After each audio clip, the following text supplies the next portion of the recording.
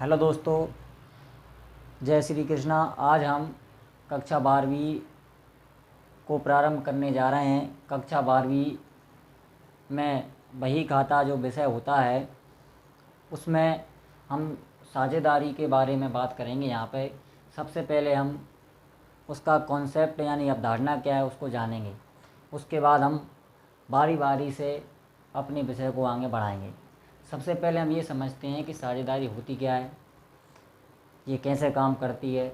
तो हम देखते हैं इसके बारे में कहाँ पे बताया गया है, वही खाता में, या इसका उल्लेख कहाँ पे मिलता है। तो हम देखते हैं। सबसे पहले हम समझते हैं कॉन्सेप्ट को, इसका कॉन्सेप्ट क्या कहता है। देखिए, अर्थ और परिभाषा के बारे में जानते हैं हम इसके बारे में। तो भारतीय साझेदारी अधिनियम 1932, कितना 1932 की धारा होती है 4। कितनी होती है 1932 की धारा 4 के बारे में, जो 4 होती है उसमें साझेदारी के बारे में बताया गया है। तो हम देखते हैं कि इसकी जो परिभाषा है वो क्या कहना चाहती है।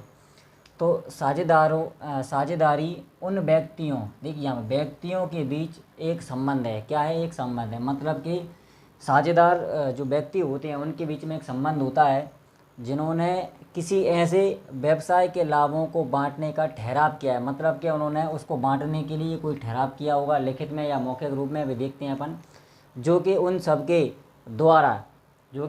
द्वारा या उन सभी की ओर से उनमें से किसी एक के द्वारा चलाया जाता हो। मतलब कि ऐसा व्यवसाय या ऐसी फर्म जिसको या तो एक व्यक्ति चला सकता है या उसको सभी जो साझेदार होते हैं वो उसको चला सकते हैं।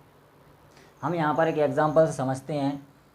हमने सभी लोगों ने देखी होगी हेरा फेरी फिल्म, है ना। हेरा फेरी जो पिक्चर थी उसको सभी ने देखा होगा। उसमें क्या होता है कि सबसे पहले उसमें सबसे इम्पोर्टेंट है, उसमें 3 कैरेक्टर होते हैं। कितने? 3 कैरेक्टर होते हैं। उसमें हमने देखा है कि एक होते हैं बाबू भैया। कौन से भैया? बाबू भैया होते हैं।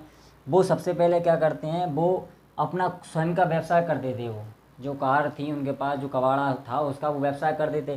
तो अपन उसको कहते थे एकल व्यवसाय। क्या कहते थे? एकल व्यवसाय। एकल व्यवसाय के नाम से अपन उसको जानते थे। आगे चलकर क्या होता है कि उसी पिक्चर में 2 ऐसे कैरेक्टर आते हैं जो कि बहुत ही जो पिक्चर है उसको बहुत ही शानदार बना देते हैं। जैसे कि हमने देखा है कि एक था उसमें राजू भैया, एक था कौन? राजू था और एक श्याम था। एक कौन? राजू था और एक श्याम था। ये राजू है और ये श्याम है और ये बाबू भैया हैं। ठीक है।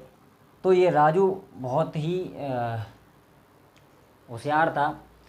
तो ये चाहता था कि मैं एकदम से पैसा वाला बनूं और ये चाहता था। तो ये बहू भैया से बोलता है कि अपन एक ऐसा व्यवसाय करते हैं, कहाँ पे तुम अकेले लगे हो, तो अपन ऐसा कुछ करते हैं जिसमें अपन तीनों उसको साथ में जो है मिलकर करते हैं उसको। तो आप इसमें केवल एक अकेले लाभ कमा रहे हो, अपन जो है साथ में मिलकर एक व्यवसाय करते हैं। तो इन तीनों ने एक फर्म बनाई। इन तीनों ने मिलकर एक व्यवसाय चालू किया जिसका नाम रख दिया BRS फर्म।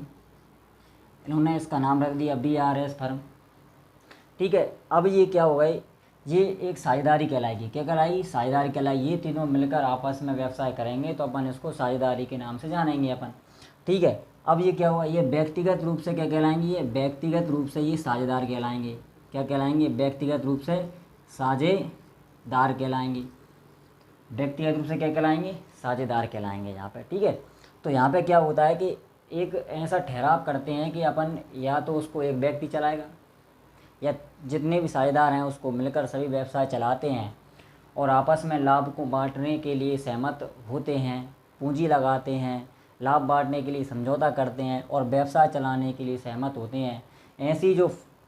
ऐसा जो व्यवसाय होता है उसे हम साझेदारी के नाम से जानते हैं। आइए हम आगे इसके बारे में और बात करते हैं।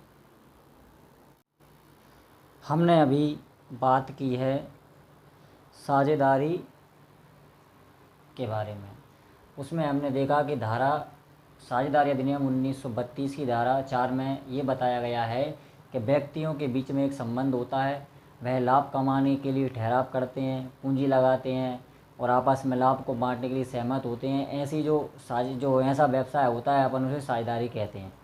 आगे हम देखते हैं इसमें कि जैसे ये तीनों व्यक्ति हैं, ये तीनों जो व्यक्ति हैं ये सामूहिक रूप से क्या कहलाएंगे, सामूहिक रूप से इनको अपन एक साझेदारी फर्म कहेंगे। क्या कहेंगे, सामूहिक रूप से ये कहलाएंगे क्या, साझेदारी फर्म कहलाएगी। ठीक है, इनका जो सामूहिक रूप से अपन इनको कहेंगे वो कहलाएगा साझेदारी फर्म। जबकि अगर इनको अपन व्यक्तिगत रूप से देखें, अगर इनको अपन अलग करके देखें तो ये कहलाएंगे साझेदार।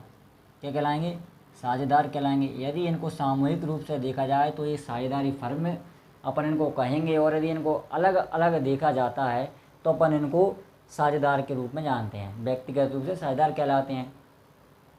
और कभी कभी ये ऑब्जेक्टिव बन जाता है, जो वस्तुनिष्ठ क्वेश्चन आते हैं उसमें बन जाता है कि साझेदारी के बारे में किस में बताया गया है, कौन सी धारा में बताया गया है। तो साझेदारी का जो उल्लेख है वो धारा 4 में है। ठीक है, अब आगे देखते हैं इसमें, वे व्यक्ति जो व्यक्तिगत रूप से एक दूसरे के साथ साझेदारी में प्रवेश करते हैं, क्या करते हैं, प्रवेश करते हैं, उन्हें साझेदार कहा जाता है। क्या कहा जाता है, साझेदार कहलाते हैं वो, कहा जाता है। और सामूहिक रूप से एक फर्म कहा जाता है। यह भी देखा अपन ने कि जब तीनों व्यक्ति मिलकर व्यवसाय करते हैं तो अपन उसको सामूहिक रूप से क्या कहेंगे, एक साझेदारी फर्म कहेंगे।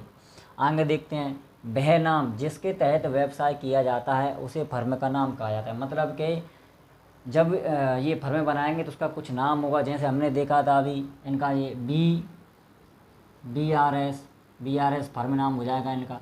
तो ऐसा भी कुछ नाम ये रख सकते हैं अपना। ठीक है, इस प्रकार से ये था व्यवसाय, साझेदारी व्यवसाय का थोड़ा सा कुछ कॉन्सेप्ट। आगे अपन इसके बारे में, नेचर के बारे में बात करेंगे, साझेदारी की प्रकृति क्या है उसके बारे में देखेंगे अभी। आज के लिए धन्यवाद।